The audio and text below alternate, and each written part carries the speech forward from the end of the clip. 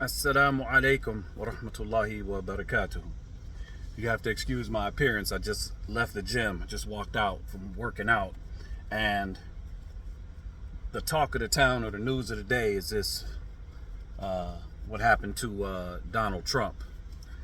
And I got a message from a very good friend of mine where he said that his Zoj, his wife, couldn't understand why somebody would wish death on somebody else. And the brother listed why he agreed, why he wouldn't have been mad if the sniper had succeeded in what he was trying to do. What I said to him was, as Muslims, everything is filtered through the Quran and the Sunnah. So before we rush to judgment or make a, come to a conclusion, we need to ask some very serious questions. And the questions would be, would his assassination have been within the guidelines of acceptability from the Quran and the Sunnah? Would it have been valid according to the Quran and the Sunnah? To my understanding, the answer is no. Disliking somebody is not a valid reason to assassinate them or kill them Islamically. So I couldn't be in support of somebody doing something that's outside of the parameters and legislation of the Sharia.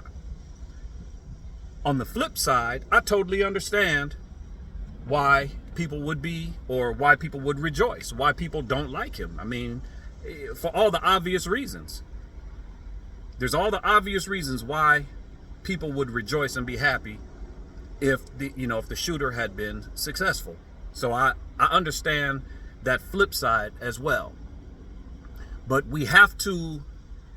Islam has to be the filtering process that we use to determine halal and haram, what to be happy about, what not to be happy about. It has to be the Quran and the Sunnah. That's our guidelines, that's our guide, that is what we live our life by. So, and then also, I thought about this too. Had that attempt been successful, do we consider what the possible blowback would be to the minority community, blacks, Hispanics, Muslims? What would be the blowback from that? Because these racist organizations, these racist groups, these neo-Nazis, these white supremacists, they don't need much to set them off. They don't need much to go into action. They don't need much to execute whatever whack, idiotic plans that they have. It doesn't take much to light the wick for them. So what would be the blowback?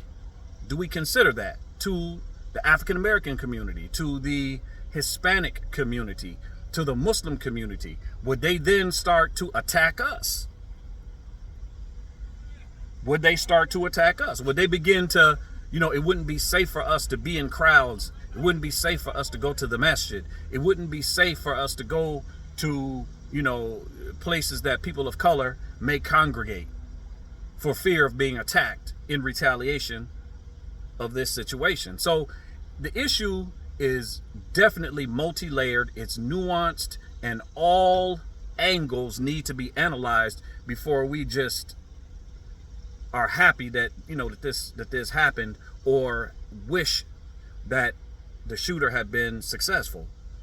How would that affect the black community? How would it affect the Muslim community? How would it affect other immigrant communities and other marginalized groups? How would it have affected them? What would have been the blowback from that? Could it have been more bodies? Could it have been more violence? Donald Trump is one man. He's one dude. And I think that oftentimes we give him too much energy. He's not Allah. He's just one dude.